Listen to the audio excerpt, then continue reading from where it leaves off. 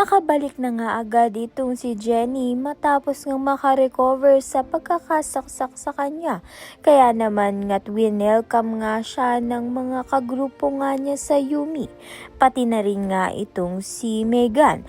Mukha naman ngang nagiging mabait na itong si Megan dito nga kay Jenny.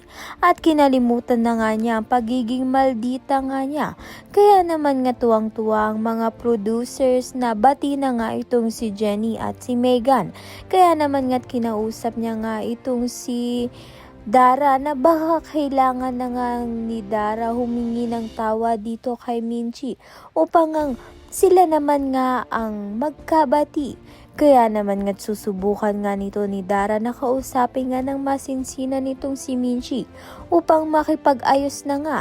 Lingin nga sa kaalaman nito ni Minchi na kailangan siya nito ni Dara upang ngang maisagawa ang legacy concert nito ni Dara kasama ang Rosabelas. Kaya naman nga't kinikailangan nga nilang mag-ayos.